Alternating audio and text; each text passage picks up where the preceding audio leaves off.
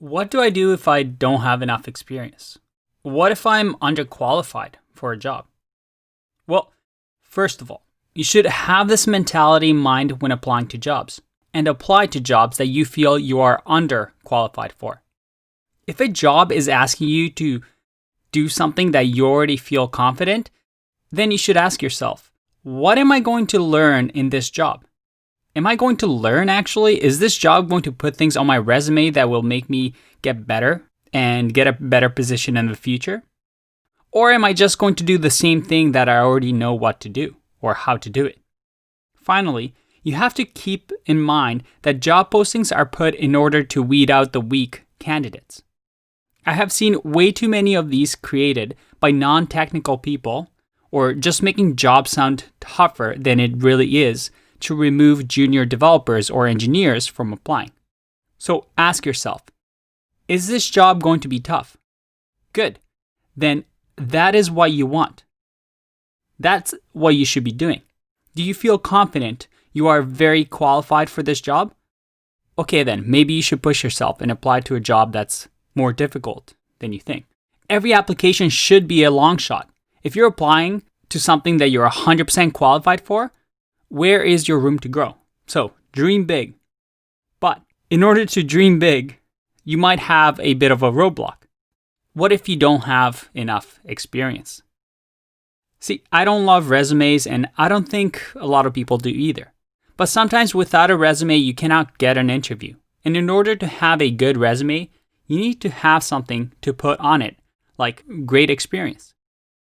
Here's the catch though. How can you have good experience if you're just getting started? It's like you have no hope if you're a beginner or if you don't have enough work experience because you're just out of school or you're changing careers. Well, not quite. As with everything, there's the regular way of doing things, then there's the smart way. You see, experience doesn't come just from working at another company. There are many ways that you can demonstrate experience without a past job. And here you'll find my favorite ways to show and prove you can get the job done. You won't have to do every single one of them, but 2 out of 4 of these, or even better, 3 out of 4, will be great at showcasing on your resume and make you stand out.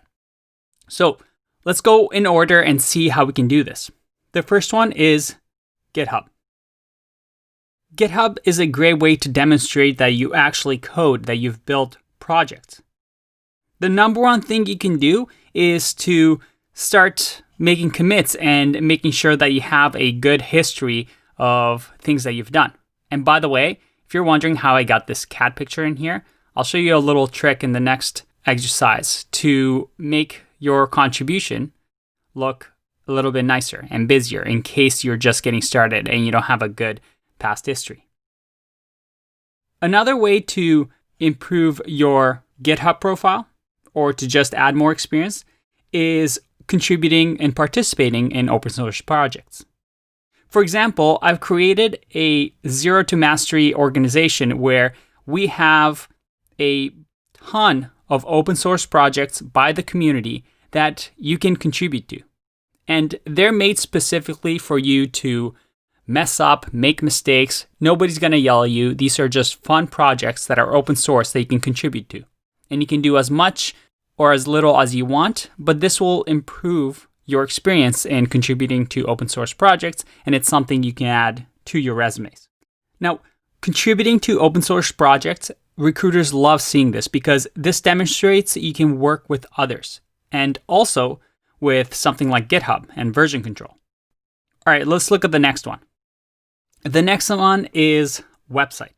If you're especially a full stack or a front-end developer or even a designer, you should have your own website where you can showcase your skills. This, again, is something you can speak about in your interview and about how you built the website, or it gives you a good way to talk about your past projects. Now, you're asking yourself, Andre, am I going to have to build a whole new website and waste a bunch of time? Well, not really. Let me show you a couple of tricks. You see, you don't need to build your own website from scratch. There's a ton of free templates like Creative Tim here that just gives you a nice template for you to use and fill in with your information. We can also look at this one. And again, free templates that you can use. I especially like the mountain template. And you can see that, yeah, I mean, you can customize this to your own and make it look professional. And it's already designed nicely and also customized for different experiences, such as mobile, tablet. And in a day, you can have your own website. And just to show you how you shouldn't really spend too much time on your own website, one of my favorite people to follow is Kevin Kelly. He is very, very popular among the tech community, and he's just a overall really smart thinker. And you can see his website over here. It's very simple. Nothing exaggerated, very, very clean but small, very basic layout. And this is to show you that you don't need some crazy animations, make it all flashy to stand out. As long as you have a personal website, it just shows that you actually spend time building it and doing something that most people wouldn't do. Another thing that I want to show you is, for example, the job board that we have for all of my students. And this is, again, another open source project that the community built. If we just search through, let's say, Toronto developers here, and we go to Christine Aki, I hope I'm saying the last name right, you can see how simple yet beautiful her portfolio is. If we go to About Me, just a nice little bio with links to her profile. If we go to projects, we see some of their projects.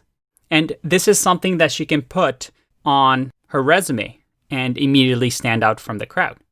And it also gives her an opportunity to list projects that she can talk about when she gets to an interview. All right, let's look at the next topic. 1 to 2 big projects. Now, you can't really fake experience.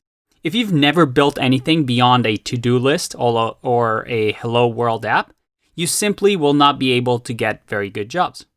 However, most people think having 100 projects is the way to go. So they do a project a day and build small projects, many small, tiny projects to have 30 of them. And they start building all these projects that are very, very simple. Now, that's not actually impressive. I mean, it shows that you're working hard and coding along. But if I'm a recruiter and you show me a project of maybe tic-tac-toe, well, I don't really care. That's something that anybody can build with a bit of coding experience in a day or two. Frankly, no recruiter or interviewer is going to check out all your 30 projects. Most of the time, we want to hear your most difficult or the hardest, biggest project you've worked on. Instead of spending your time on these small little projects, spend your time on 1 or 2 big projects. For example, in other courses that I teach, we built a face recognition app. And this app, well, it has a front end using React.js, a back end where we have a RESTful API server with Express. We've deployed it to Heroku. We've created session management with authenticated routes. We store user information such as username and also hashed passwords securely in our database on Postgres. We've deployed our app with Docker, and we've also used Redis for session management and caching.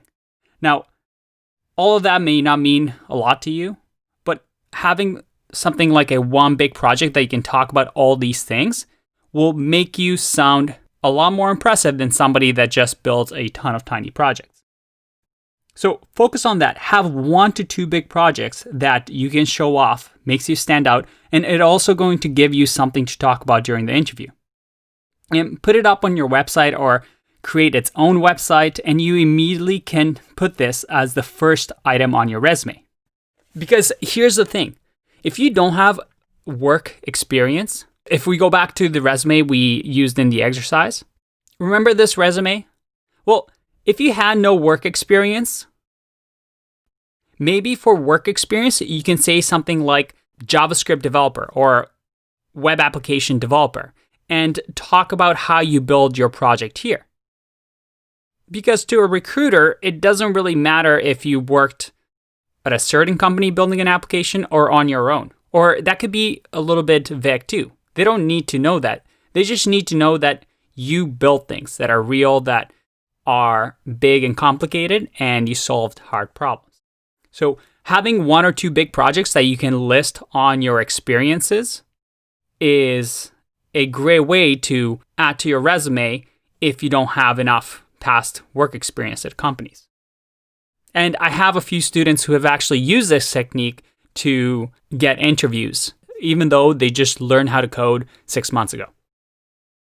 And then finally, we have the blog post or blog. Let's have a look at what I mean by that. This is another thing you can include in your resume, especially if it's related to a technology you're using or the company is using. For example, I have here my Medium profile, and Medium.com allows anybody around the world to just post a blog post. And it's very popular with the tech community, so there's a lot of tech-related posts that you can write on Medium. And there's other platforms like this. What if you wrote a blog post about a specific technology that the company you're applying for is using, or some sort of a technical problem that they're facing? By doing that and just adding a link to that blog post, it gives you, again, another leg up to most people.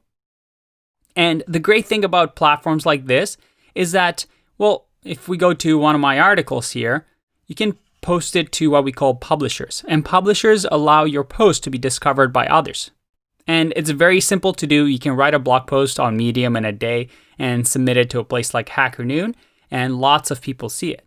And as soon as you show this to a recruiter or an interviewer, again, it automatically shows that you know what you're talking about, or at least it makes you stand out from the rest. And you can do this with YouTube videos as well, but I prefer writing because it's a lot faster and it looks a lot more professional. So let's just review here. What happens if you don't have enough experience? Well, all of these 4 points allow you to gain that experience or show that you have experience without actually having traditional work experience. All you need to do is start something on your own and build something like a project or a portfolio or a blog post. This only shows initiative, but you can focus this project on solely getting your interviews, or you can participate in a hackathon or contribute to open source projects. By taking this initiative, you're doing more than most people that hope to just land an interview by sending a generic resume. You'll immediately stand out from the crowd and give you something to put on your resume that, again, is different than the average developer. Plus, you have the added benefit of something to talk about in your actual interview. Remember, nothing is given to you for free. And luck is for those who rather wait than go after what they want. So by simply building something just for fun, such as a side project, you're showing how self-motivated and ambitious you are.